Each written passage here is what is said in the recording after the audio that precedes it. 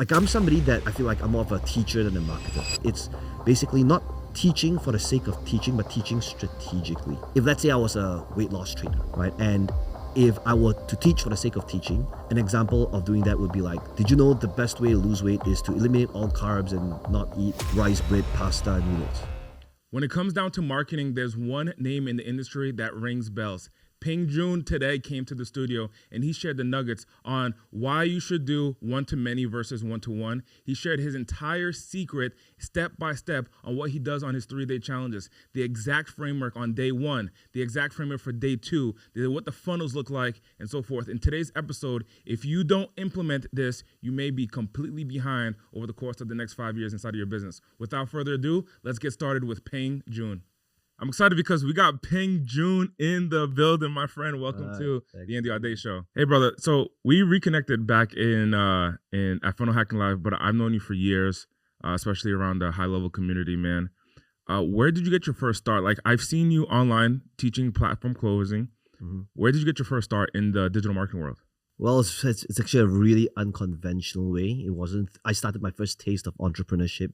It wasn't through a sales call. It wasn't in a boardroom, but it was through World of Warcraft. Yeah. That was back in 2007. I was playing this game for like 15 hours a day while my housemates were getting high every single day. And when reality hit and I had to get a job, I couldn't find a job. Nobody wanted to hire me because I didn't do well in college. So I wanted to make money on the side. And then so happened I stumbled upon this article about this guy who supposedly did over $1 million selling digital products in World of Warcraft.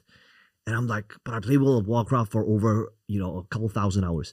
So that was when I created my first ever digital product. It was just $7. It took me a couple of months to figure out, but that's how I made my first $7 online. So you were making $7. You were charging $7. What value were you given to? Was it to World of Warcraft users? That's right. Players? So like, was it cheat codes? What was it? What was in it? So in World of Warcraft, it's like this. There's this thing called, it's like an online economy whereby you're leveling up, but you need virtual currency, which is like World of Warcraft gold. And World of Warcraft gold can get you like the epic weapons, the armor, the loot. Okay. It basically helps you advance a whole lot quicker. And that was like a thing that people wanted more. And I actually got pretty decent in understanding how to buy and sell in World of Warcraft and the type of things that's required, the resources. So my entire guide was how to make gold in World of Warcraft. So if you were selling it for $7, what was the platform that you were selling it on? So back then it was there wasn't ClickFunnels. So it was ClickBank. Okay. And they were one of the pioneers that got me to start. Of affiliate marketing, right? Yeah. And so you would put it on that platform, and then people would go. Were you marketing it, or were they marketing it for you? How did that work? So right at the start, because I'm from Malaysia, Malaysia wasn't even like in the drop-down menu to open an account with ClickBank. Mm-hmm. So right at the start, they wouldn't accept Malaysians. I had to sell it on my own through a PayPal account, and it was only like 2.5 years later when they accepted me as a vendor in ClickBank. So you make your first $7. What did you end up making? How many did you end up selling? Thousands of units, or was it like? Yeah. So World of Warcraft was what enabled me to quit my full-time job and do this. Get out of here. But here's the thing: my full-time job at that time, being from Malaysia, paid me like $450 a month. Okay. US dollars. So it wasn't that tough to do to replace it. But that allowed me to be able to, really focus on this full-time. My first big break was when Facebook games became a huge thing. Okay. And that's when we became the top vendor for all these different Facebook games. So there was like Farmville, Mafia Wars, and all these different products out there. So we were the number one vendor in the computer gaming niche at that time. So this is your introduction to online marketing. Mm-hmm. So, there's a big gap between charging $7 for a World of Warcraft guide to making tens of millions of dollars online. Mm-hmm. Take us through that journey quickly. Like, how did you go from there to creating some of the top funnels that most people probably funnel hack today? It's a crazy story, but that transition happened because of this one incident that changed everything. And there was a point in time where I built a list, huge list, about 700,000 gamers on my list, and I was in a few different markets. So I tried to go into different markets like gardening and dating and cake decorating and all these different niches. And one of the niches that I was trying to go out beyond gaming was in a dating market. And the crazy thing was, back at that time, I could send an email out for my World of Warcraft offer, and literally before lunch, I could make like $2,000 in sales, whether it's from my own products or through affiliate sales. But one mistake that I did the night before is I actually sent out an email for my dating offer to my gaming list. And All overnight, 700,000? what's that? All 700,000? Maybe about 400,000. Okay. Right. And just like that, I received this email, and it was from AWeber at that time. And this email said, your spam complaints are too high and we're going to shut you down. Yeah. There's no appeal, nothing, right? And and it will just, and this is the final decision. And at first I thought it was a mistake because I was paying AWeber probably over $1,000 a month. And I thought, there's no way you're going to kick me out as a customer.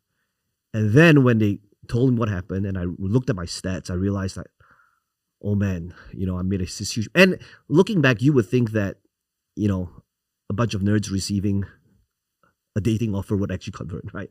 But apparently not. So what happened was they shut me down. But the crazy thing was they actually refused to give me a copy of my list. I went back and forth with them. So back then there was this huge internet marketing forum. It's called Warrior Forum. I tried to bring it up to Warrior Forum, get people to understand that, hey, this is a big issue. You lose your entire list if you don't back it up. It's just gone. And I tried to. First question. That was going to be my first question. Yeah. Yeah. Right. And I really think that, okay, I came to a conclusion. Look, okay, I get it that you're kicking me out, but at the very least, give me my list. Yeah. And I tried to call them. I got them on the phone. They still refused. I tried to escalate it to the CEO. I tried to get their attention. And I have like 9 emails that I can show, like the entire follow-up. And they just never replied. And I went through this moment whereby like I literally lost my entire business just like that. And then I thought to myself, like, what am I going to do now? I don't have my list. It never occurred to me, back then it's like maybe it's ignorance, maybe I was new to it, but I never even thought about backing up my list. So just like that, I lost my entire list. I lost my entire business. I could still come on new offers, but I had to build my entire list again. Yeah. But there was also when there was an organizer about the same time who said, hey, we know that you're crushing in the gaming space. Could you share with our audience how you're actually doing it? And I said, yes.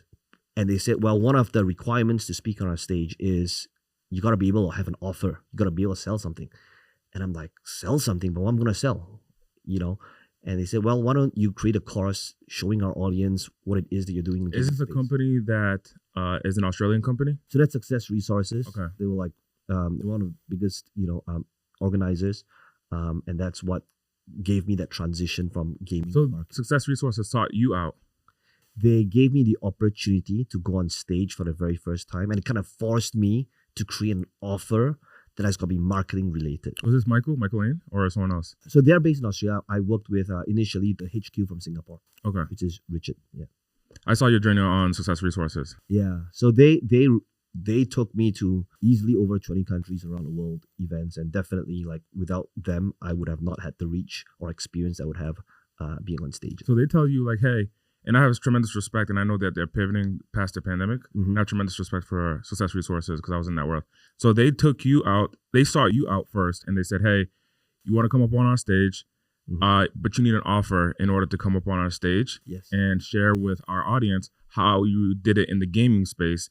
And then did you have to create an offer? Did they guide you on creating an offer? Did you study on offer creation? No. So back then, things were like very different. I mean, this was like, what, 2011 now, 2012? Yeah, 2012. So back then, no, there wasn't. There was some rough guidance, like they would show, okay, this is what some other speakers are doing, but there wasn't like an official training. I attended a lot of different speaker trainers out there and on offer creation, but a lot of it was through trial and error. Okay, so you had to create your own offer. What was the offer deal you created? Do you recall? Oh man, it was horrible. So the first time I created an offer, I went through the mistake of the angle that when I looked at other speakers, I'm like, oh man, I know that based on what I know and what I teach, my audience is going to see the value and the knowledge that I know, and I'm going to outsell everybody. based on my knowledge because I'm going to give them all the steps and right. And that was horrible. I remember the first ever event when I did my whole offer pitch. And I'm like, okay, so for the first, 15 people, I go to the back room and register. And then like nobody moved. And it was just so awkward. And back then, they didn't have music or anything like that. And my first ever event, I remember right after making the pitch, it's like the event ends, but now it's like, I felt like I had to walk to the back of the room, but like nobody moved. And so it was really awkward. And then there was no music. And it felt like that walk that I had to go to the back of the room felt like this walk of shame that I'd go through. But that was my first experience of like, being on stage and trying to make an offer on stage. It was horrible. And I would never wish that feeling upon anybody.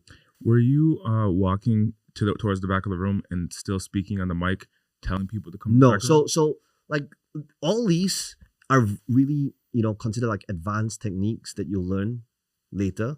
But right back then, there weren't a whole lot of trainings on things like that. Okay. It was very rigid. And maybe there's only a handful of trainings that would, teach you what to do. Okay. And, it wasn't so much about PowerPoint. It was using flip charts. So like even going to the back while talking, nobody really does that back then. Okay. Yeah. So you started doing that later. Much later in your journey. So now, did you get sales that day? No. Zero sales. No, zero sales. And Success Resources still continued with you? Yeah. So that's another reason why I'm actually very grateful, because typically this is a very, like today, this is a very brutal business model. Like it's a one strike and you're out type of deal. Yeah. Because of the cost and, everything associated to it. So I was very grateful that despite not having sales, they continued to give me more chances. Okay. Yeah. I come from that world where I was filling up seminar rooms. Yeah. I was the FSR filling up the rooms. Mm-hmm. And then those techniques were required in order to sell tickets. And then in the room itself, then you would sell your course or you would sell the other programs or other events and so on and so forth. Now, and I can understand that today it may not be the same as it was in 2011, where they might be the one strike and they'll, kick you off the platform or tell you, hey, get more sales and then come back to us later. So now that we've transitioned today, how has so I'm assuming that you did well with Success Resources because they kept on bringing you on the platform. Yeah, eventually. Yeah. But the first few times were horrible. And I think this is important for people to understand, man, because people would see you on a webinar today and they would see your journey and see you go ahead and close and rake in all this cash. And then they were like, man, he's always done it like that. I think it's so important to understand, like, no, your first one was a dud. Your first one was a terrible experience. When was the pivotal moment in platform closing? We'll talk about the book later. But when was the pivotal moment for you in the journey of platform closing that you were like, I got this and I'm going to continue? So the biggest thing that I eventually understood is that in that limited time frame, whether it's 90 minutes or 2 hours, it is not about steps and techniques, even though it feels like it is initially. It is about understanding how to break false beliefs that the audience might have, how to instill new empowering ones, how to utilize stories. Like the backstory is, like I'm somebody that I feel like I'm more of a teacher than a marketer. Yeah. And my mentality was, I'm just going to go up, I'm going to give them amazing information and they're going to be able to make that informed decision and buy. But that's not how it works.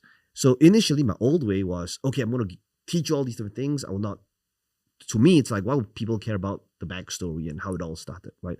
I would say, okay, this is what's required to be able to build a successful business, and I would go straight into it. And I thought that would be the way, but it wasn't. So the importance of utilization of stories, engaging the audience, understanding what are some of the limiting beliefs that's holding them back, and turning that into something that would empower them to actually take action. So basically, I would say if I were to summarize this entire thing, it's basically not teaching for the sake of teaching, but teaching strategically. Yeah. Yeah. The example I'll give you would be like this. It would be like, if let's say I was a weight loss trainer, right? And if I were to teach for the sake of teaching, an example of doing that would be like, did you know the best way to lose weight is to eliminate all carbs and not eat rice, bread, pasta, and noodles, right? Now, I could have the best of intentions, and what I said is probably very true. But the problem is, if I'm teaching for the sake of teaching, it actually created an objection without me realizing it. And the objection would be, well, I don't know if I want to get my six-pack abs now because I love my carbs too much. So much better way to teach that would be like how to lose weight and get the body of your dreams without giving up your favorite foods. Now that would be something that would be empowering. It would get the audience to see, oh, wait a second, that's something I want to be able to do as well. And so that's what I mean by teaching strategically. We can't just teach for the sake of teaching. You got to be able to think about, even though you have the best of intentions, you got to be able to think about how can I teach it in a way that my audience can see why they can do it as well. And in your journey, did you have a scenario that you were closing and that was your eye-opening moment of, yes, I'm going to continue doing this? So because we had one incident where it was a zero, it was a dud, nothing. Was there a moment where you generated extra revenue or the leaders at Success Resources came to you and said, hey, like we want you to continue this? Like, was there an eye-opening moment for you that you said, this is the path that I want to take? I knew that right at the start. A very, very big moment was when I failed again on the third time. So this was in Singapore. And I really felt like a loser at that moment because I felt like, okay, I've been giving 3 attempts. And it's not like I just winged it. I actually, at that point in time, I've attended a few different speaker training events. And I thought like I really followed it to the T. Were you getting training by Joel back then? At that moment? No. So back then it was a lot of it. I attended a lot of different courses. So I'll try to think. I thought like, oh, so these are the top guys.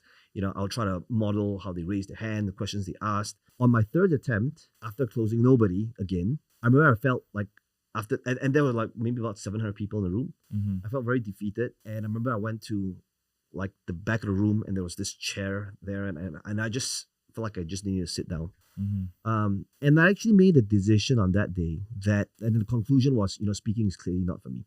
And I told myself, you know what, I'm not meant to do this. And I started to question, like, why doesn't the audience, I was very frustrated because I couldn't understand why didn't the audience see the value of what it is that I had. I was the number one vendor on ClickBank in the gaming space. I could utilize this in any market. And I was thinking like, what's wrong with the audience? And on top of that, I felt very frustrated because I felt like, I make so much more, being anonymous, selling digital products online. Like, why am I putting myself through this? So I made this decision that, you know what, this speaking thing is probably not for me. Mm. So when I was going to leave the event, I saw Richard Tan, who's the CEO of Success Resources. And I just wanted to thank him for the opportunity. So as I was leaving the room, I said, Richard, thank you so much for inviting me here. But clearly, as you can see, speaking is not for me. I don't think I'll do it again. I think it was a great experience, but I don't think I'll do it again. And it was just this one thing he said that really changed everything for me. And he said this, Success Resources, we've been here for nearly, I think, 20 years at that point in time. And he said, we worked with the best of best, Tony Robbins, Robert Kiyosaki, all the big names. But also a lot of different average speakers that we've seen come and go. And he said, and I can tell you at a moment like this is when the average speaker would quit. Wow, those words, it really it was like piercing, and it was really a moment of decision where I had to decide if I wanted to be that average speaker. And it was just that split second where I looked at him and I remember I just smiled and I said, you know what, Richard? I'm never going to quit until I become world-class at this. And it was just like that. And the crazy thing was, so I continued taking on every course and seminar on speaking, persuasion, personal development. I didn't just sign up for courses. I signed up to the upsells, like however many levels deep. But I also took on every single speaking gig that came my way, even if it wasn't profitable at that time. So I didn't just do like the profitable countries. It's not like I just did, Europe, Australia, US, Singapore. No, I went to Kazakhstan, Kyrgyzstan, India, Philippines, Thailand. I took on all these gigs. I even did a tour in India for like 3.5 weeks. And let's just say, while I love eating Indian food, having garlic butter chicken naan every day isn't that fun, right? So I did all this just really to get more reps in. And that was what really changed everything for me. More reps. So there wasn't a moment where you came out with a bang of a win of an event and you were like, yes, now I'm going to do it. The actual moment that you made a decision was at your lowest, it sounds like. So the big pivotal moment was at the lowest, but the first ever big, I can't believe this is happening type of event was in 2013. There was this event called National Achievers Congress. And at that point in time now, 2013, it's like 1.5 years in of, trying to figure things out. That this huge event, and I was doing okay now. It's not bad, but I wasn't like the top or anything. So you were getting sales at this point. What's that? You were getting sales at this point now. Yeah, but like decent, you know. But the big pivotal moment was when I was placed at this National Achievers Congress in Malaysia and Singapore. And there was about maybe 3,000-ish people in there. And at that event, I think I closed about 15% of room. So we had like 300 plus people signing up for about a 2,000-ish offer. And that was when I was like, I remember at that point in time when I was like, the call to action is like always the part where I'm most nervous, right? It's like, oh man, what if nobody stands? What if nobody moves? And I remember at that time when I did, and I pieced it all together. I told my story. I told the different hooks. I answered their objections. I had the stack, all of that, you know, all the things that appears to be basic today.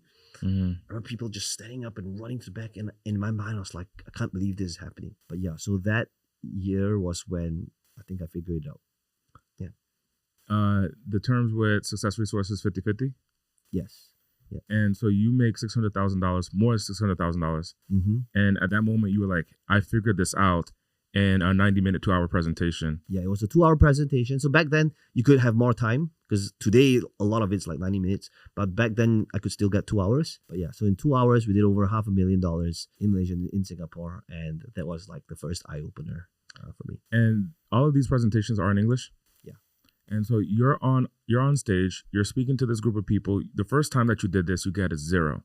And then you do it 2 more times, and then you talk to Richard Tan, and you're like, "Hey, man, I'm out of here." Yeah. He speaks to you, and instead of you quitting, you decide to keep playing in the game. Mm-hmm. You keep playing in the game. Less than 2 years later, you make almost $600,000 on stage in 2 hours. Mm-hmm. That is so huge. Like the fact of like that journey, the average person would have quit, where the marketplace may have not known who you were. 100%. Most people would have quit maybe, you know, the first, second, third attempt. And that's what I did, right? To be fair, like if at that point, sometimes I think like if Richard didn't say that to me, I'm not sure what would have happened. You know, sometimes it's just like that. It was that really one moment. Have you found yourself at moments through your students where you were Richard for them? That's the thing. And because of that, it reminds me like when there's somebody out there who's thinking on the verge of giving up, and I could be that person for them as well.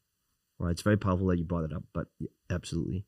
Is there a moment where it's maybe top of mind or even deep where you had a student, you had someone who was in your programs, someone in your world, and they came to you with the verge of giving up, and then they stayed in the game because of you? Oh, very often. What's an example of that? So I think because of what it is that I do, I tend to attract more speaker, trainer, coaches, that type of market. And it's very, very similar. It is, you know, I just did my webinar. The first one could be nobody showed up, or like 7 people showed up. And it would be like, oh, is it because for whatever reason, right? I'm not interesting enough. I don't know what to say. You know, I'm not engaging enough. And that's when, and they would know my story. And that's when I would say, you know, sometimes it's about understanding that, like going to the gym, you may not see the result instantly, but it's about being consistent and doing it again and again. And eventually, for different people, sometimes it's a 3rd attempt. For some people, it's a 17th attempt. But just like going to the gym and getting your reps in, you reach a point in time where you're going to realize, hey, you know what? I got pretty good at this. When someone is doing their webinar, let's say that they are new to the webinar game or the platform closing game in general, closing from a platform, and they're brand new to it. They do it for their first time, they get a 0. They do it for the second time, there's no progress, they get a 0. They do it for the 3rd time, they get a 0. Yep. What would you say to that person? Would you repeat Richard Tan, or would you do something? No. So the way I look at it is every time when somebody does a presentation, an event, a training, whatever, and fails, we got to be able to think about what is the thing that needs to be worked on. And it's typically one of these 3 things that's broken.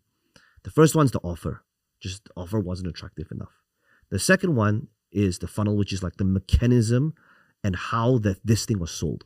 So maybe the funnel isn't deep enough. Maybe it needs an order bump that's more compelling so that it helps you get your return on ad spend.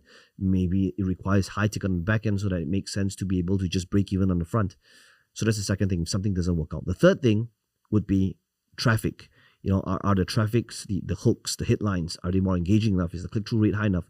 And it's typically just these 3 things. So I always say that whatever campaign that's being launched, whether it's a free plus shipping funnel, whether it's a webinar funnel, a live event funnel, it's okay to fail as long as you know which one of these 3 things to work on next. And that's what I would work with them week after week. It's always one of these three things. So if they have the right audience, let's assume right audience is in the room, click-through rates on point, they broke even on the front end. Maybe they sold the webinar itself and they broke even on the front end. So all of those elements are taken care of. Mm-hmm. Now it comes down to the mechanism of the actual event itself. Mm-hmm. When they're speaking at the event and they're speaking, they share their stories, and then at the end they make the offer, and the offer has no correlation to the story, maybe, right? No correlation to the stories. And then they pitch and then they get a zero sale. What do you tell that person to do differently than what they were already doing? So what I would typically start off with then, I would be like, okay, let me show me the components of your offer and pitch it to me as though I'm the audience. That's when I will deconstruct what it is that they're doing. And it's always one of these few things that's broken. Number one, it's just the items in the stack is not compelling enough.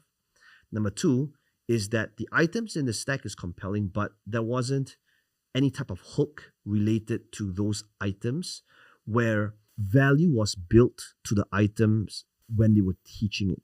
So most average to good marketers would build up the value of the components when they're selling it, whereas world-class closers would actually build up the value of that thing before they even reach the offer or the close. So, for example, this would be like, if let's say I know item number 3 is this item, right?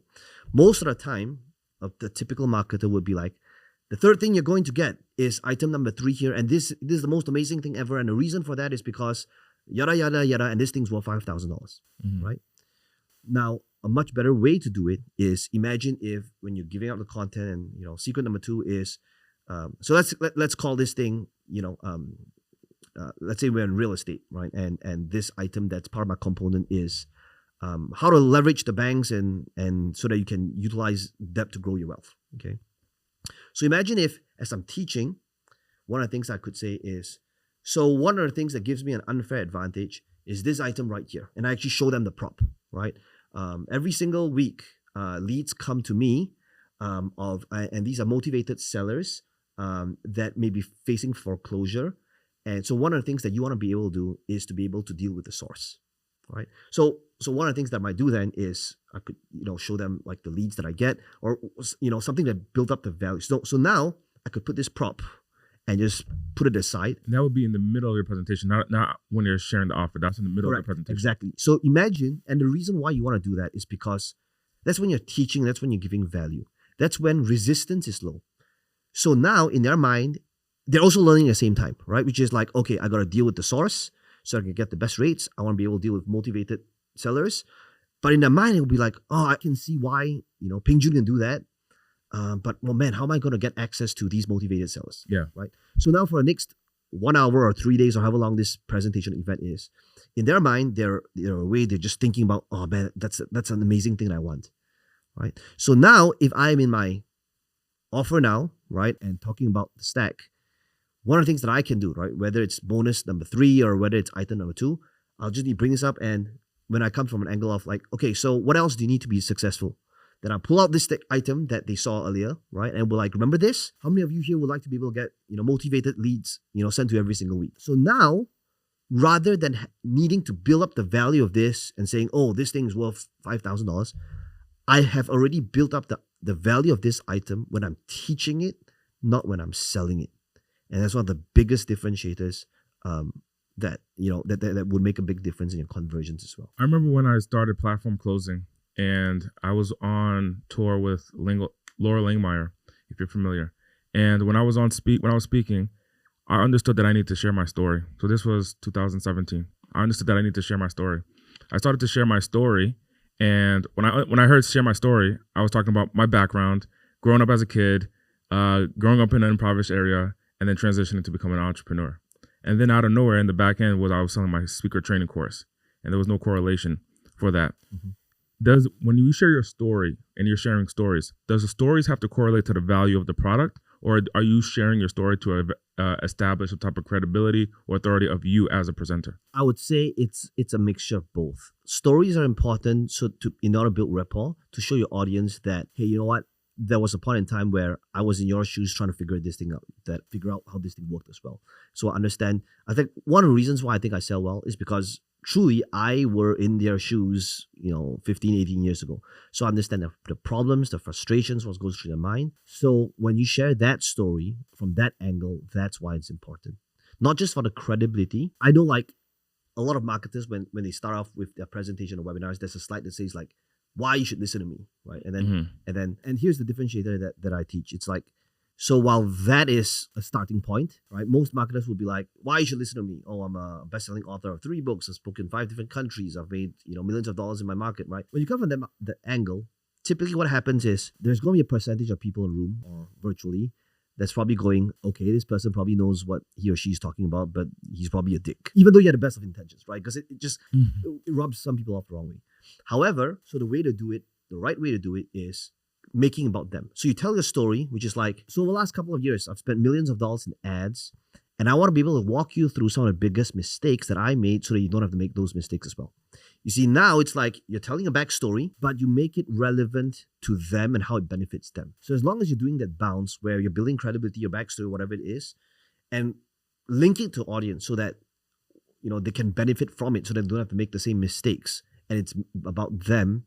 That's the difference between telling great stories that actually helps inspire and move the audience than just, telling a story for the sake of telling one. Now let's transition to salesprocess.com. I remember talking to you a couple years ago, and you had just purchased the domain of salesprocess.com, and you were telling me that you were moving everything over. And I was excited to see what you've created with salesprocess.com, which has been phenomenal lately. The awards that you've gotten, the thousands of onboardings that you've done with salesprocess.com, which is a white label of HighLevel. Mm-hmm. And last night I saw you at Funnel Hacking Live, which is the ClickFunnels community. What is your experience being a speaker at HighLevel as well as being a speaker at ClickFunnels? Is there any conflict that you're experiencing being part of both communities? I am somebody that I really feel, because I love both communities. I can say like straight up, ClickFunnels, Russell Brunson, I love that group. They made a huge difference in my life, and I love the community. I love both communities, and I know there's some friction between the two groups, but I would say that at the end of the day, they're both platforms and softwares, right? We want to be able to come from an angle of, and do they work? It's like a workout program. They all work. It's just the ones that's best is the one that you actually end up using. So I personally love both groups, both communities. I know that sounds like the politically correct answer, but both groups really have made such a big difference in my life, and I'm very grateful for both of them. In the world of digital marketing, being at that event yesterday, and people are messaging me talking about, are you switching? What's going on? And so are you getting this tug of being one or the other? Are you experiencing any of that? All the time. In fact, I would say that, a few years ago when I started out sales process, one of the biggest things that I actually felt guilty because I felt like, oh man, I've been part of ClickFunnels for so long, and now I'm starting salesprocess.com. What's going to happen? So I believe I was one of the very, very few people where I actually voxed Russell, and I said, Russell, I'm setting this vox that's actually very, very hard for me because I respect you so much, but I need you to know, and I don't want to do this behind your back, and I need you to know that right now, if I were to place my audiences and my customers first, it just makes so much sense for me rather than just teaching them the strategy or the solution, where I can hand them all of the marketing assets, the funnels, the emails, the automations, the text that's done for them, so that I'm not just teaching them, but it's actually done, plugged in, where you just need to fill in the blanks and plug and play. And that's when I said, like, I don't know if, ClickFunnels want to be able to take that direction, but I do feel that this would be a huge threat, especially for agencies with done-for-you offers. What would be the threat?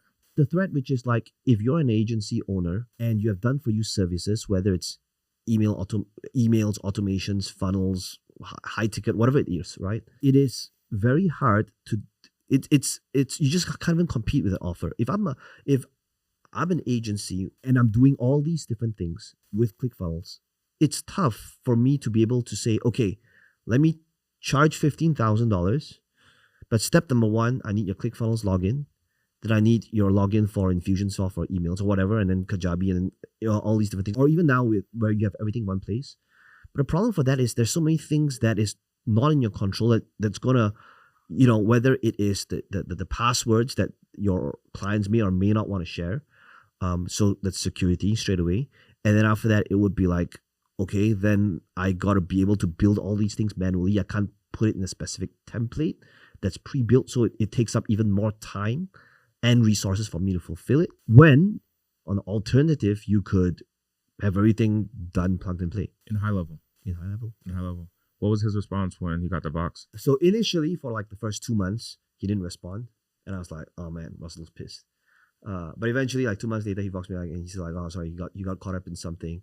And yeah, he said he understands, he gets it, and I think that because I was very upfront and transparent with him, he appreciates that. I'm sure that kept the relationship ongoing and open. And what is the future for a sales process now? So a lot of different events, trainings is linked to sales process. So all of the stuff that we do, the whole goal is to be able to get somebody to utilize the platform where everything's plug and play for them. Okay. Yep. And so, one of the things I noticed, Peng Joon, is that there's like a shift in the game of events today. I was seeking to go out with Success Resources early 2019 or end of 2019, early 2020. And I was speaking with Michael Lane about what are the opportunities to get on Success Resources stage. This was months before COVID. And then COVID just took us for a whirlwind. I had 13 cities set up on my own events. Yeah, it all came down to crashing to an end with COVID, and I transitioned to webinars, and I started doing a lot more webinars, and I saw success there. Then I'm noticing now in the last 4 or 5 years, there's been a dip in attendance rate in events, in-person events, and then number two, people like Russell Brunson yesterday, the last dance with the Funnel Hacking Live, last event. In a couple of weeks, Grant Cardone's event, 10X GrowthCon, coming to an end, the last event. Is there a shift that you're seeing that is like, why are people ending events? Okay, so number one, I still believe that events is the best way to attract, convert, ascend your best clients and customers. And that you still want the in-person events, whether it's branding, authority, relevance, and have these experiences for your high-ticket clients. That's not going to go away. I do believe, though, that on the front end, where it's about volume and quantity, virtual events beats these live events any day in terms of profitability. The live big events, in most cases, like, I don't know the numbers. I've been doing this for such a long time. Like, a lot of times, it's great for the sizzle reel, it's great for branding, marketing, all of that. But you will be considered good if it breaks even. The typical goal for these type of large front-end events is to build database, to follow up, to convert, and then after that have a very strong back end, and then that's where your profit comes from. In most cases on the front, it does not make money, especially when you factor in, the cost, AV, overhead, staff, crew, all of that, it loses money. Virtual events, on the other hand, it doesn't matter if you have 1,000 people, 3,000 people, 30 people, the cost is nearly about the same, right? You're paying Zoom maybe a couple $100 extra, but that's about it. Yeah. So that's the shift. The shift you're talking about the cost to get someone to attend. The cost to run the event. Of course, like to the higher the attendance, it depends on your list size and your ad cost as well.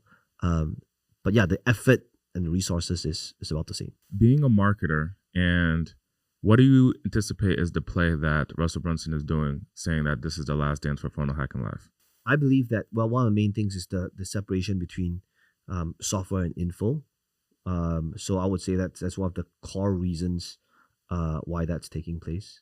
What do you mean by that, software and info? So now ClickFunnels is going to be like a separate legal entity, and then like Prime Movers, which is the info side of things, would be the separate one. So what does that have to do with, what do you anticipate that has to do with Funnel Hacking Live being coming to an end? A couple of things. I feel like their core focus is to be able to understand how to compete software side with other competitors. That's one.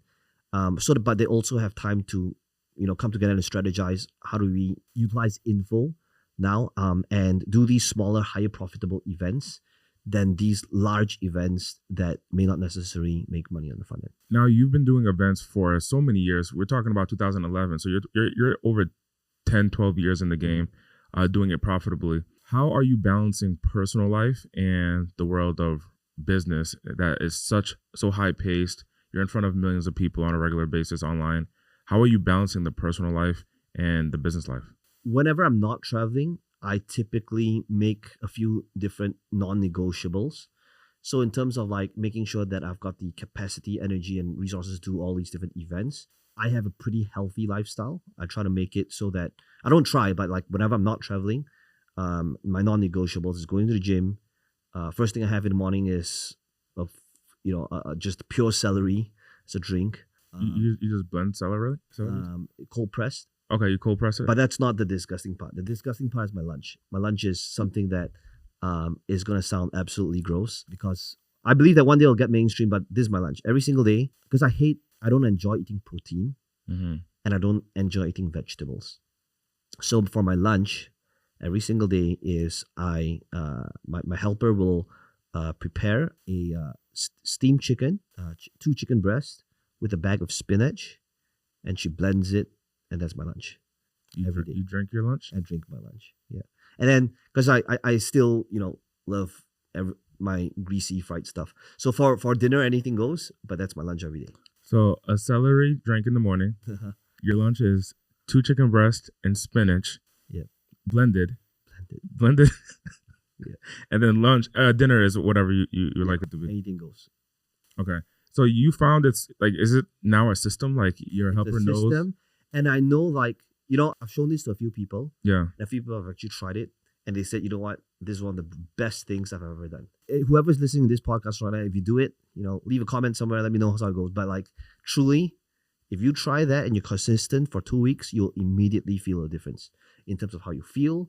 There's no crash in your energy levels. It's and you're gonna feel good. One of someone that I look up to is the owner. So we're in the studio right now, and then in the studio is in a huge building with different tenants, and the owner of the building, he always wears black shirts. Keeps it simple. Yeah. So after I started hanging out with him a couple of years ago, I was like, you know what? The decision fatigue in trying to change my shirt every day, and it's so much easier to just wear a black shirt. So I went and I had my assistant buy out this huge amount of black shirts and just put it in my closet, and I always wear a black shirt. Yeah. And I started to notice, man, and you're always wearing a white shirt. I've been wearing a white shirt on most days, every day for the last 7 years. Why is that? Okay, number one, I actually feel I'm horrible at dressing. That's one. Okay. So, and also, I don't want to spend time thinking about what to wear. So on most days, I wear this white shirt. Is it a specific brand? Or is there any? Not really. I like Lululemon. I'm not wearing Lululemon today, but yeah. So is the decision to hey, every day, look, just 2 chicken breasts and spinach every single day, is that part of the strategy of making the least amount of decisions that don't add value to a business? In a way, but also I feel like whenever I have a heavy meal for lunch, it really makes my energy levels crash. I feel like I need to take a nap. I feel tired after that. So for me, it's like, this is a hack. It's amazing. 5 minutes, 3 minutes, I'm done. Continue with my life. I don't have to, deal with the energy levels crashing. So it's also a productivity hack for me. What other hacks are you implementing in your life today? So number one hack is the foods. You just eat the same food every single day. And at dinner, you can get creative, but for most part throughout the day. My dinner, by the way, is not clean. So every day is like, I eat whatever, right? Whatever I feel like eating. So I still want to be able to enjoy my food. Just that lunchtime, maybe I'm sensitive to carbs or something, but I always feel a crash if I have a heavy lunch. What other hacks are you implementing in your life or your business? I started doing cold plunges. Initially, I couldn't understand why people were just hyping it up so much, but I got a tub, and then every day post workout, I would just dip 3 minutes in. Have you tried it? I have a cold plunge in my house. Yeah. Here. So that's it made a huge difference for me as well. And so this is in Malaysia, correct? Yeah. So every morning, you're taking me through your day, yeah. which is all productivity hacks right now. So number one, you wake up in the morning and you do cold plunge? Yeah. Well, post workout. Post-workout. So you wake up in the morning, workout. So celery, post workout, protein, shower, cold plunge. So I do my shower. I shower first and then do a cold plunge. Warm water? Shower warm, yes. Okay. And then cold plunge so that, I've got the effect on me. And then that's when I have my blended chicken. Yeah. And have you ever done a webinar right after a cold plunge? I have not. No. Interesting. You feel it makes a difference? Yes. Really? Yes. Okay. I have it in my backyard. I go in the cold plunge and I come out. My energy is just a little bit different, wow. Which I notice my retention rate on the beginning of my presentations is much higher in my experience. But that's interesting. I'll try one day. And I mean, for me, I do the cold plunge for 5 minutes. I noticed like the 3 minutes is equal 2, 3, 4 minutes. And then at the 5 minutes, my cold plunge is so different that I aim to stay after 5 minutes. There's like a zen that I experience that I say at 5 minutes. How many degrees or Fahrenheit do you? 39. 39. Okay, I need to convert that, but 39. Well, you're in Celsius? yeah.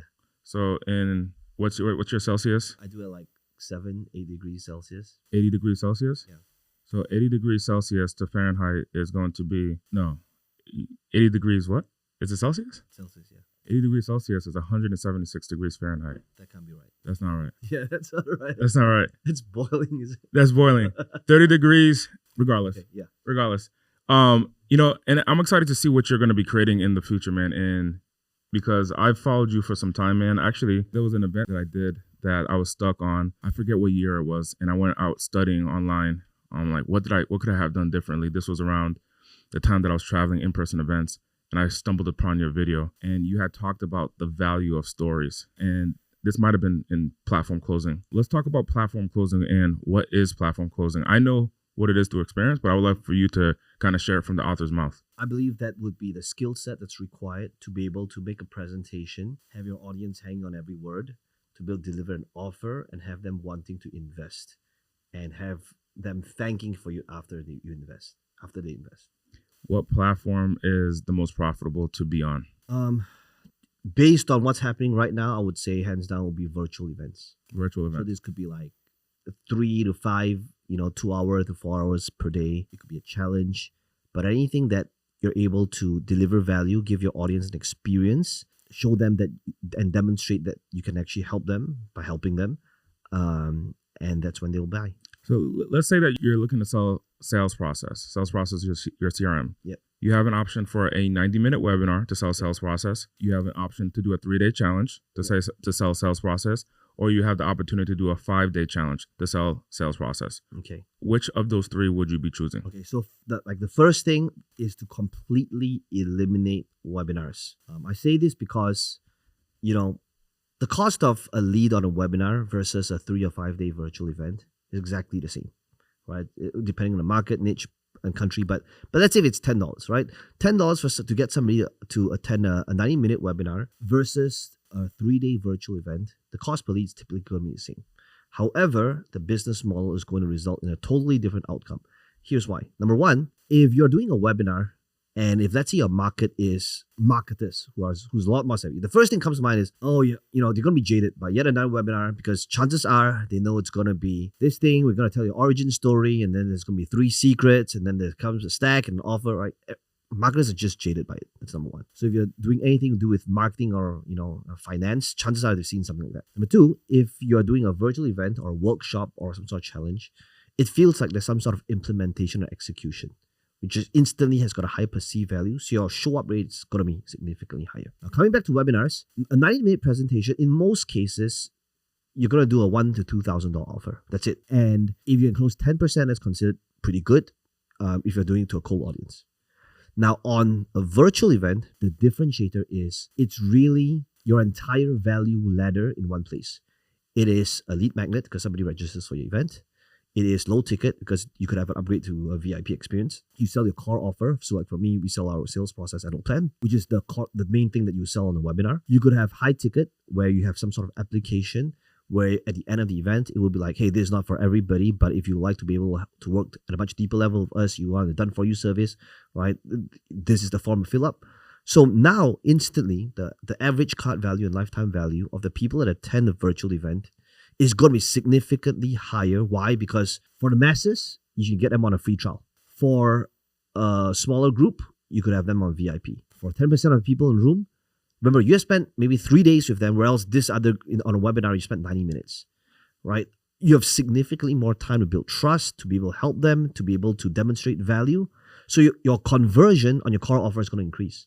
But at the same time, when it comes to high ticket, sometimes you just need, one high ticket sale can cover your entire cost of the event, So then now you're able to get your ideal dream clients and customers because of the opportunity to offer high ticket in a virtual event. And for those reasons, that's why virtual events will beat webinars any day. Would you have done, so saying that, would you do a 3-day or a 5-day? Now we're Okay. discussing. So if it's 3 days versus 5 days, this is where it depends on two things. If time and your energy is not in the equation, then 5 days will always beat 3 days. Why? Because if it's a 3-day event, there's no day 4 and day 5, which means What about drop-off rate? doesn't matter. I mean, even if there's a 10%, 20% drop-off rate, a 3-day event is as though nobody showed up on day 4 and day 5. So even if you have a 10 or 20% drop-off rate, you would still have more opportunity to downsell, close, demonstrate value. So a 5-day event, if time or resources and your energy levels was not a concern, then 5 days would be 3 days. So, all right. So you would choose 5 days, and what day would you start the? So, the but so that being said, I still do a lot of 3 days because for me, that drop-off and then the time is not worth my time. But in most cases, if you have the energy levels to do it, 5 days will always outperform 3 days. What day on the 5-day will you start the purchase offer? On day 5, so every day you should have some sort of offer. So day 1, you're gonna make a purchase offer. You're gonna make an offer for people to purchase. Day 2, same offer or different offer? So one of the things that I learned from all the years doing live events is that typically your first offer is about conditioning your audience to buy something.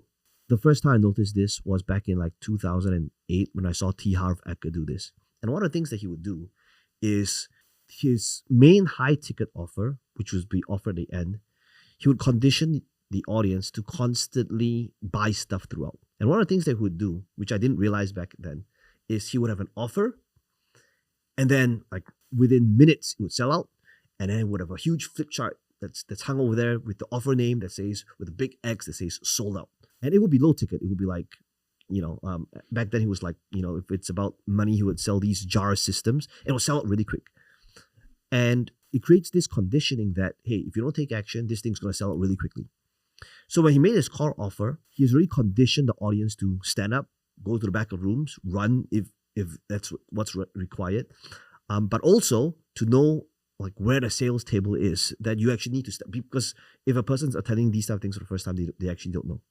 So same thing with like, if you take a look at like being here at Funnel Hacking Live, right? For the last 10 years, it's always been like day 1 is a low ticket offer, typically something that's linked to charity, where it's low ticket, you donate this, 100% of the proceeds goes to this charity. But also at the same time, it is a strategy to condition the audience to buy. And the mechanism of it all, which is like, oh, you need to go to the back of the tables, you got to fill up a form so that when the core offer comes, they know what to do. So virtual events is exactly the same thing. Day 1, your offer is not so much about your core offer.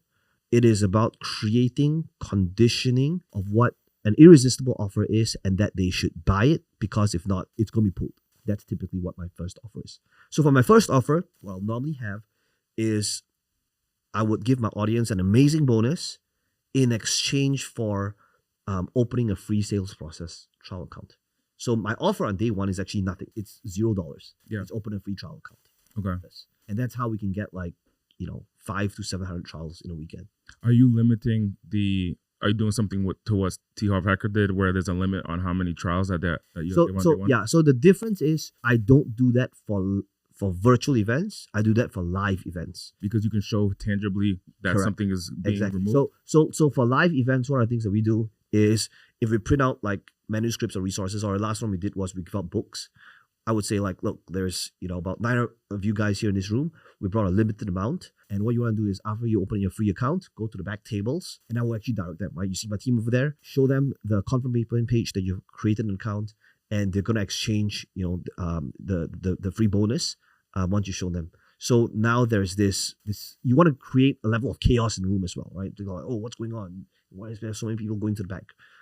That's actually a sales conditioning technique. Day 2 of the 3-day, what's that offer look like? Is that core offer? If it's a 3-day event, day 2 is typically high ticket application, and then day 3 is the core offer. Sometimes I interchange it, but that's typically either a core offer or high ticket. So the core offer, and what are you seeing that's working better, the application or the core offer? You want to have both. Sometimes on day 2 specifically. Yeah. So day 2, normally what I will do is I will have high ticket first to get applications in so that we can start scheduling the calls. And the benefit of that is also it creates a contrast, because when you offer your high ticket first, when you come to your core offer, the people that couldn't afford it, all of a sudden your core offer seems a whole lot cheaper as well. And then on day 3, what happens on day 3? That's when I sell my core offer. And what's the price of the core offer typically? Typically about $1,000 to $2,000. So you do a 3-day training. The first day is a free trial. Day 2 is going to be a high ticket application. High ticket being what, 25,000, 10,000 plus, 30,000? I do 3 price points, 5K, 30K, and 100K. So then they apply to get access, and that offer is going to be done for you. At the 30K and 100K, yes. Okay. And then then you have the core offer, which is $1,000 to $2,000 plus. Yes. And then if you were to do it, one exception is day 1. Sometimes if I sell a VIP experience, depending, sometimes day 1 offer could be the VIP upgrade. So day 1 could be as low as what, $47.97? Yeah. So day 1 could be as low as $0 to $197. And then how long is the trial for a sales process? 30 days. So 30-day trial, and then along their trial, their first 30 days, what is their journey? Are they being onboarded? Yes. Is it one-on-one onboarding? Is it group onboarding? So we have a full-fledged 14-day onboarding. And one of the things that we do is we color code and tag every user in sales process. So what that means is, so just like a traffic light system, we call it a traffic light system in-house. Red means somebody has done nothing and they're probably going to churn. Yellow means they've got some sort of skin in the game, where maybe they've uploaded their email list. Maybe they have edited some funnels and customize it so that their face is there and put the images up. But there's some sort of skin in the game. Maybe they have utilized the social media calendar and they've uploaded, their content for the month. Green is if the account pays for itself because they're generating sales more than the cost of sales process every single month, which means they will never cancel, because if they do, they're going to lose money. So our goal during the onboarding and even during the event itself is to move somebody from red to yellow. And if you really think about it, that's another reason why events is so much superior to webinars, because I think about events as the ultimate onboarding process, right? You have 3 days, 5 days to be able to give so much value to your audience and also have them do it on the spot. So one of the things that we do events is I want to be able to help my audience get a result when they're there. So while they're there, I want to think about how can I give them resources so that they're claiming it, but at the same time, they're doing work so that they're able to get results, but it's actually moving them from red to yellow as well. So a whole onboarding process is, if they're not yellow yet, the customer journey is to move them to yellow. Got it. And are you using sales process to create the funnels, the marketing campaigns for this, or are you using ClickFunnels, or is it a mixture of both? So depending on the nature of the event that we're doing, so if it's high ticket, then the focus could be like the high ticket funnel. If it's AI, it could be chat automation and conversations. So it depends on the nature of the event, but ultimately all the features will link it to a feature within sales process. So each event has, you're speaking on the feature of that's included in sales process, or in the presentation, there's a feature that you talk about and that's in sales process? I break it down into I think about it from 3 different layers. I first begin with the result. Okay. So the result's like the hook. How can I think about what this specific audience want? And I would market the result first. So example of result would be how to identify and close your high ticket clients utilizing funnels and AI, for example, right? Then step number 2 is the strategy. Strategy is typically, okay, so to do that, there's 5 steps. It's a 7-step framework. It's these 3 things. Number 3 is the feature. This is where I would think about, how do I slot this feature in one of the steps of the strategy? So if it's, let's say, high ticket funnels, right? Maybe step number 3 is, now that you've learned that these are the 4 pages that's required, and now that you've discovered what to say on these videos, how many of you, what you didn't realize is I've actually built up this entire thing for you. How many of you here would like to be able to have the entire funnel, all the email sequences, the reminders, the text and automations all done for you, so you don't have to build it from scratch? Right now it's a no-brainer, because they understood the result, they've seen the strategies. So I think, so this is another differentiator that many marketers don't do enough. It's they're trying to sell a feature, but nobody cares about the feature. They only care about the feature if they care about the results and understand the strategies that's required in order to get the result.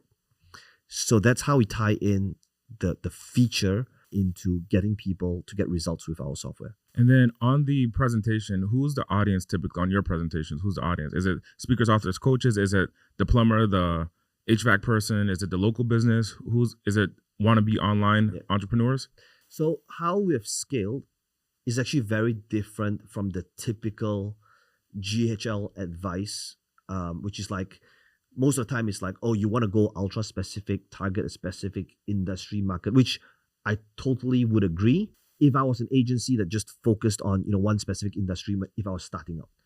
So what I'm doing is a little bit different. I'm actually going very broad, but I make it specific by coming up with different events that targets different segments or demographics. So I could have an event that's purely on ads, right? And so ads would target business owners or anyone running paid media, right? I could have another one on platform closing, selling one to many, and that would target a different audience. So and the stack of how they would use sales process would be different. Exactly, okay. Right? So if I'm targeting social media managers, the hook could be like, how do you utilize AI to schedule your next 3 months in a weekend? Okay, but so the strategy would be like, oh, so here's the different AI prompts that you could be using, and then the strategy to do it would be like, these are the 5 steps, and then maybe step number 3 would be, okay, let's do it together right now, and let's schedule your entire social media process for the entire month, right? So the tech stack and the focus and emphasis will be different, and that's dependent on the audience that I'm targeting based on event. Okay, so and then now this is huge. So now if I got 1,000 high-level agencies listen to this, so the opportunity is that focus on a demographic. That's what I'm hearing, at least. Focus on a demographic and communicate, rather than a feature, communicate a solution. And instead of focusing on the feature, you're focusing on the solution on the presentation, and then you're explaining how the features would help to create the result. Yeah, and but a much better way to do it is don't just focus on how the feature will help the result. The best way to do it is you teach them the strategy. So give me an industry. Let's use an example. Let's say plumber. Okay, so imagine let's say you want to have an emphasis on missed call text back, right, and conversations, rather than coming from an angle of selling the feature would be like, oh, with our platform you'll be able to integrate all of your messages from Facebook, Instagram, everything in one place, right? It's not bad, but it's not great either. Yeah.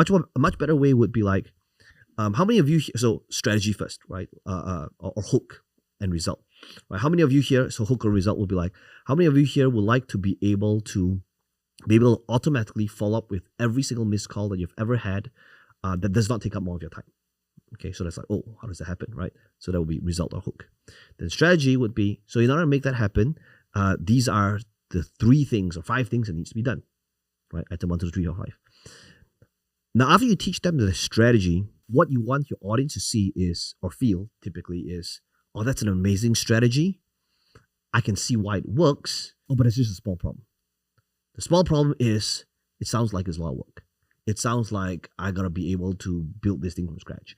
It sounds like I gotta write the copy. It sounds like I gotta be able to figure out how to do this technical thing. So a much better way would be, how many of you here can see if you implemented and installed this thing in your business right now, it will make all the difference for you? Hey, guess what? I've actually built it up for you, right? You want to create, it's kind of like building up the value, and they're going, oh man, it sounds amazing. Oh, but it sounds like it's a lot of work. It sounds like it's very technical. And then it's kind of like you pull back the curtain straight away. It's like you're pulling a rug and you're going, it's already done. Guess what? It's already done. And then going, what? Right? And then now you show, hey, guess what? This entire thing, all you got to do, right? The magical thing is like, you just got to put your face here. Step 1. Step number 2, you got to be, guess what? This entire, the chat sequence that we talked about. Hey, guess what? What if I told you that the next 14 days, the entire follow-up sequence, we've actually done it for you. The only thing you got to do is, it's still, you got to do 2 things. You got to put in, in fact, it's one thing. You got to put in your name.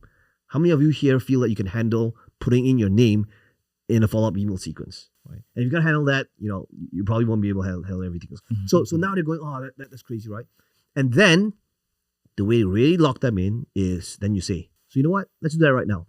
Here's the link. Go ahead and claim it. Our team's on standby right now. We're going to approve every one of you that do this. And then we're going to take next cup. And then when they claim it, you spend the next session, maybe just 15 minutes, and you go, hey, guess what? Now that you've claimed it, let's do it together. Right? Remember, you're moving them from red to yellow. You're going, okay, so claiming it, now that you've claimed this, let's start editing this thing so you understand like where to go, right?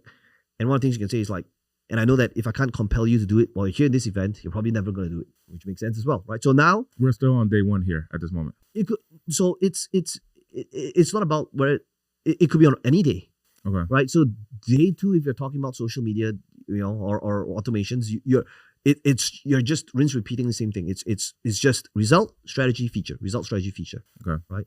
So you don't have to go through all the features. Most of the time, it's just about focusing on 1 to 3 core features. So they claim their trial. How much is it? How much is it after the 30 days? $97. So they claimed their trial. They got their trial. They claimed it. Now they're like, okay, well, let's build it together since I'm on here. And they're going from red to yellow. They're building out the whatever you're teaching them. And are you teaching them step by step on the actual training? So I try to not make it too technical because I want to be able to leave the tech calls. We have got daily office hours, so every day there's some sort of tech call happening. I want to be able to focus on high level strategic stuff rather than lower level tactical, which they can do on the tech calls. So you show them an overview of how to set it up. Change your photo, change your name. That simple on the actual presentation. And even then, I try not to go too low level. Okay. Right. I want to be able to show them the strategy because I always believe like if it's important enough for them, they'll figure it out. Yeah. How do we make it important for them? Plus, you give them all the resources already. Yeah, correct. So I would rather them be wowed about what this thing can do for their business, and to be able to see that, have the belief that they can do it as well. Because once you have instilled that belief in them, they will figure it out because it's worthwhile for them to do so. So now that they understand it, and then, so let's say it's day 2. So now they already have the trial, and then they're given the application at the end of day 2. Mm-hmm. So at this point, they already have their trial.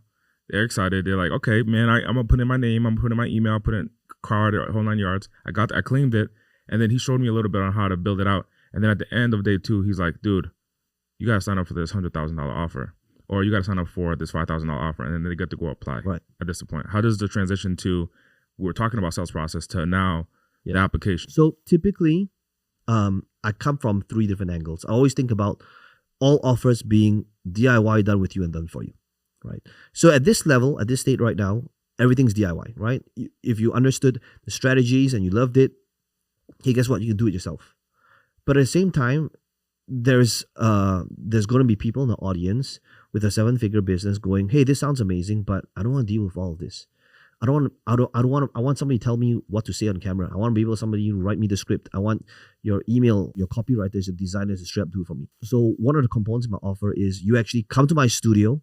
We create the script for you, the sales video, the confirmation pages. We create all of your ad creatives, and you do it all in one weekend. You come to my studio, and my team helps you shoot it, helps you write it. So what I'm showing them is the framework is there, and you can do it yourself, you do it together with us, or you can have it straight up, everything done for you. So when you have an offer like this, it becomes very clear cut that, okay, this is what's required. This is the map. This is the framework. And to get that done, I can either go now do it myself, hire my own team in-house, or do it together with you. That's through the coaching. We have meetups and live events, and the meetups every single week with me. Or if you want it done for you, to be in our mastermind, to be able to have access to my team and where we train you and also do it for you, that's when the 30K or 100K comes in. Phenomenal. And then you pre-frame that, you give them the opportunity to do the application, they hop off, they doing the application, and then on third day, how are you adding the sale on the back end? Because we already sold on day 1 a free trial in the scenario. Then we talked about a $100,000 offer, $30,000 offer, even down to a $5,000 offer application. And then on the third day, we're like, hey, what are you getting for $1,000? So $1,000 is typically what I want to bundle the annual plan together with other bonuses. But the third day, the core offer is typically the annual plan of the software. They would have already created a sub account on day 1, right? That's right. So they're paying for another sub account on day 3. So on day 3, if they upgrade to yearly, they can just put in own details again, and then my team on the back end would manually edit it so that there's no duplicate accounts. Okay, got it. So now, number 1, we go free trial. So regardless, even if they don't take the offer on day 3, exactly, you already got a customer on day 1. And that's the beauty of this versus a webinar once again, right? Because I am totally happy if somebody comes in where they just got amazing strategy and say, hey, this is the most amazing thing ever, but I want to do it on my own. Let me just open a free trial account. And guess what? I'm very happy and I'm able to add value. And snapshot delivered on day 1. Yep, snapshot delivered on day 1 together, all templates, and that's how it's a win-win. Okay. Yeah, and I think that like one of the biggest shifts I want to be able to credit the source. I think I first heard it from Alex Hormozy, but I think he talked about like how he wants to move the free line, and he always wanted to make it so like his free stuff is better than other people's paid shit. His exact words, right? And that's how I think how virtual events gives us this opportunity, where we can have free events where we can just demonstrate massive value and create an experience that's better than other people's paid stuff. And even if they don't buy stuff, they can still create a free account, and if they're getting results, then they're never going to cancel. Has live events in your business, have you slowed down on live in-person events? Are you completely done with it? Are you actively, aggressively doing more? In the last 2 years, I haven't done live events as much as I have pre-COVID. But I do believe that events, in-person physical events, plays its role. It is a different experience. Strategically deeper in the funnel, or even at the top of funnel where people don't even know? Even at the top of the funnel, it does play a role. It may not be as profitable, but I think that in terms of like branding, positioning, the marketing assets you create from it, and also if your ascension is good, it is one of the most powerful things you can do for your business as well.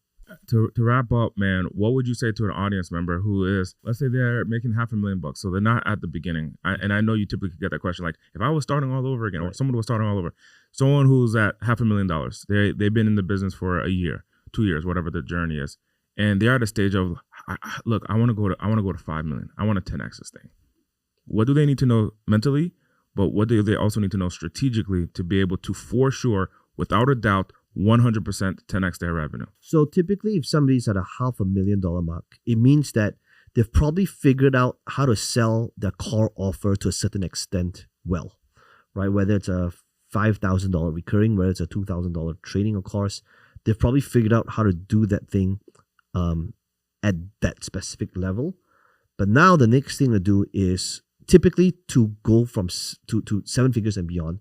It is about increasing how much an average customer is worth. And the best way to do that is when you can develop out the other components in your value ladder.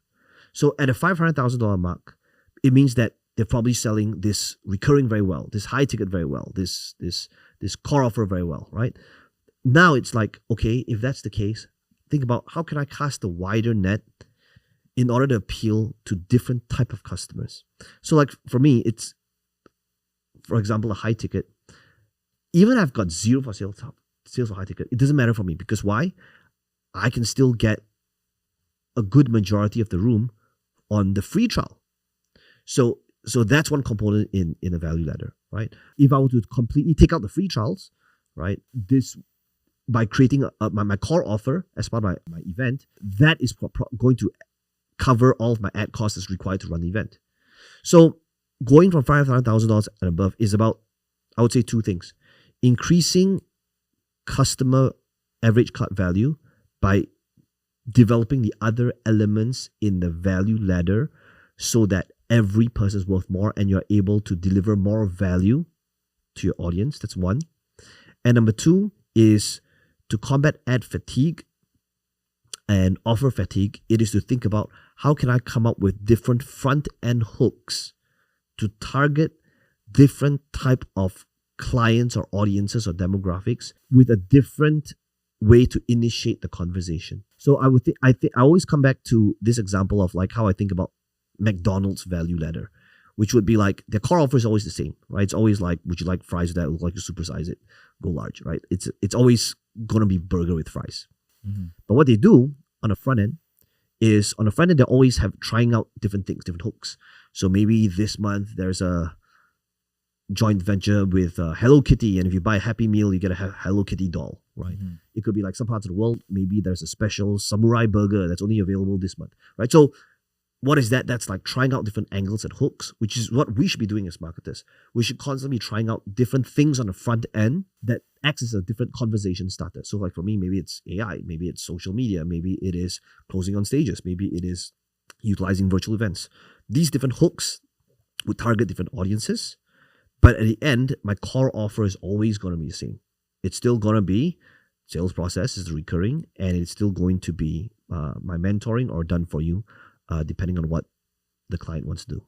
If someone comes in for AI versus someone comes in for social media, when they get in deeper into the value ladder, or they go up the value ladder and they ascend into different products, when is there a conjoining point between the delivery is the same, the product and the membership course is the same? Is it as soon as they pay that they log in, they both get the same product membership or the same products in the membership, or is it completely different? Like it's an AI course versus a social media course inside. Okay, great question. So regardless of whether the person comes in through AI, social media, or closing on stages, it always comes back to the core framework, which is like whatever it is that you want to do, it comes back down to your offer. How do you create a really good, compelling one? It comes back down to how do you sell it one-to-many in your funnel, and how do you scale it utilizing traffic. So I will always link it to whether it is selling on stages, whether it's social media, whether it's AI, coming back to these three things, because that's what I'm going to be doing on the back end. Could you see yourself doing something as simple as like even targeting plumbers? Could you see yourself having a virtual event for even just plumbers? And would you give them the same core offer? I've thought about it. If let's say I had unlimited time and energy, then yes. It's just that is it's a very powerful thing to do. It's just that I would rather focus, because when I do that, it requires me to understand industry at a deep level, and that's tough to replicate. Yeah. Right. If like one day I'm doing it for real estate agents, there's going to be a lot of different terminologies that I don't understand. If I'm doing it for dentist, it's going to be a different thing altogether. So and while that's powerful, I would rather focus on the result that's going to be applicable for different industries rather at an industry level. So you want to focus on more broad. What I'm hearing is go more broad and focus on strategies that multiple industries can implement. Yes. And you focus on the result of that strategy to multiple industries and then sell them. And now your front end could be different, but the offer is going to be the same. The back end offer is always going to be the same. And that is done on the actual presentation. The offer is going to be the same. So if I go to if someone goes to an AI training, 3-day training versus an SMMA or social media 3-day training, the offer is similar or the offer is the same? Great question. So typically on the back end, the core offer, which is like the training, the coaching, the done for you, that's going to be the same. But the other bonuses and the other things that complements it would be different. That's dependent on how they came in. Got it. And then when they log into the membership product, are you creating different products and courses that are relevant? Even if the content is the same, is the thumbnail different? Is the name of the product different, or is it the same? It's the same for the core offer, but all the other bonuses would be different. And then for the core offer, the strategy, is it going to now be specific towards how they came in? So, hey, this strategy that you're learning is specifically for AI, and then they learn about this strategy for AI, but that same exact strategy is done for a social media training where you essentially say the same strategy is for a social media training, and then you're going to get the social media training system. Okay. So the framework, so I call it the $1 million framework, and a $1 million framework is in like 5 different stages. Okay. So it's like stage 1 is you got to figure out who you're serving and the result you're helping them generate, which is to help you create your offer. So right there, who you're serving, they're all different. Right. How are you communicating who you're serving if they're all different? Okay. So let's say a person came in through this AI event, right?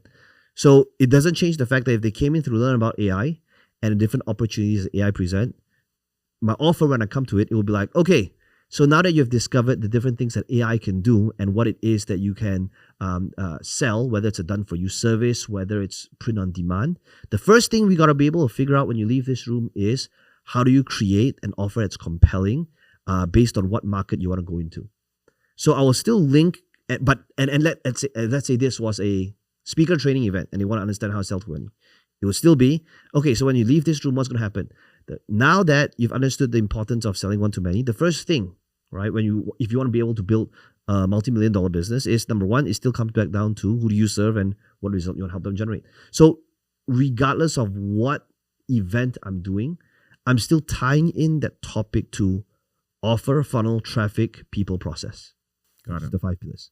So you have offer, traffic, funnel, traffic. Offer, funnel, traffic, people, process. And then so regardless of what industry, what product they came in for, it's always this 5-step framework that they're following. And then the bonuses can be different, which is just add-ons that you can create for that specific group. But the core offer is going to be the same, $1,000. And then the done for you is when they end up signing up, the done for you is then customized for that individual. In terms of our deliverables, it's customized in terms of, it's going to be their design, their copy, everything. But the deliverable is always the same. It's always going to be, you get a full-fledged funnel, you get the copy, you work on the script review, the confirmation pages, your marketing assets, your ads. So the deliverable is always going to be standardized. If a plumber comes through your training and they're like, okay, I need that to get more customers, to get more franchisees, and so on and so forth, their offer is going to be different than, let's say, a fitness coach who's coming to you. Yep. So we'll build the funnel that is required for the plumber, as opposed to a fitness coach that might be, doing it on a low ticket free plus shipping. Got it. Yeah. Got it. So if you think about it, it's like, let's say for somebody that's listening to this podcast right now. So let's say they're on GHL, they're an agency, and they're going, okay, so how would this thing help me, right? This can be customized. There's a flexibility to really cater to any market. And the reason for it would be the same thing, right? It would be like, okay, start off your offer. Right now, you have a agency that's done for you, and you want to integrate Go HighLevel as a recurring, right? Okay, so that's going to offer. Then a funnel, okay, how are you doing this right now? Maybe they would be like, oh, Peng, I want to be able to do what it is that you do and do virtual events. So that would be the funnel, right? Number 3 would be traffic. Well, how do we get more people to get people to sign up, registered? What's the messaging? What are the ads? Okay, that's a traffic. And then, once you scale bigger, you want process and people in place. Are you running ads for them? Done for you ads? As an agency, no, I don't believe in that model. I believe in, because at scale, it's actually very hard to make it a win-win. I would rather train them or their team so that they can have control in-house. Dude, this is so powerful. Where can people learn more about you? Follow me on Instagram, Peng Joon. And to learn more about what you do? Go to legacymentoring.com and you can apply for a strategy call to see if it's the right fit. Peng Joon, thank you so much for Right. for coming on this episode. Right. If you want to learn more about Peng Joon and what he's creating, check out his website and check out what he's doing. This dude is a legend in the space without question or a shadow of a doubt. And I'll see you on the next episode.